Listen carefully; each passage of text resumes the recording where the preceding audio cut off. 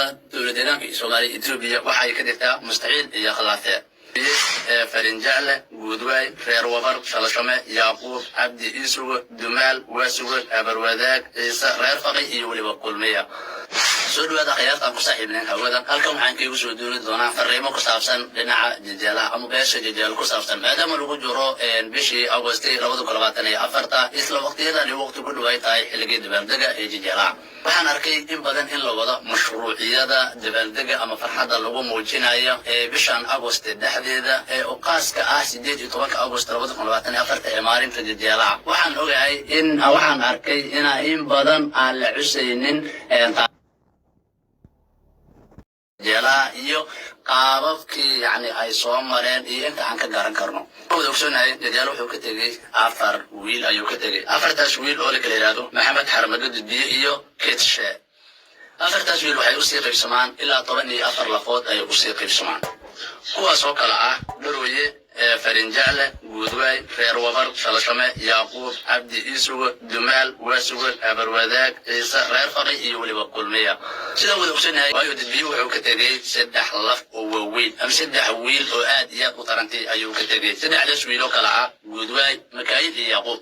guudwaay wuxuu ka tagay laba wiil labadaas wiil oo la kala yiraahdo doolaw iyo maxamed khayr makaayidna waxa uu ka tagay dumaal iyo isugo ayuu ka tagay isugu wuxuu sii kala qaybsamaa reer faqay abarwadaag iyo cabdi isugu ayuu sii kala qaybsamaa dabcan wiilka labaad ee jijaal uu dhalay waa xaramagan wuxuu ka tagay shalashama reer wabar farinjaale iyo darooye wiilka saddexaad ee jijaal uu ka tagay oo curadka ah waa maxamed jijaal wiilka afraad waxa weeye ketshe wuxuu ka tagay ciise iyo waasugu ayuu ka tagay beeshu waxa ay degtaa beledweyne Faliba warax jooma xeel cad boqosaar el berde buuraha kaba diinsoor وفراو وضر سيدا قراء بيشوا وحا اي دكتا gobolka shabeellada dhexe sida Basra shabeellada hoose sida Beled Amina Baghdad Mubarak iyo degmada Abgooye hoostimaada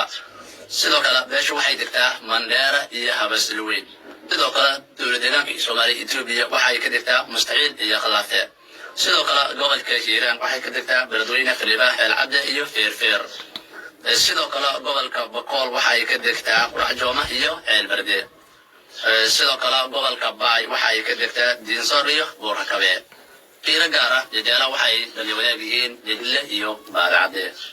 beeshu waxa ka dhashay siyaasiyiin culummo ganacsato Soomaali oo dhan laga wada yaqaano waxaana ka mid ah wasiir Xareed Faarax oo ah wasiir ka tirsanaa dawladda Aadan Cabdulle Ismaan xilli kana soo qabtay xilal kala bedelan ama xilal kala duwan wararkan waxay idin soo tabiyay shabakada kaatiba ee ka howlgasha magaalada Beledweyne iyo nawaaxigeeda inta aan warkan warkay ka kulmi doono. Assalaamu calaykum waraxmatullaahi tacaala wabarakaatuh.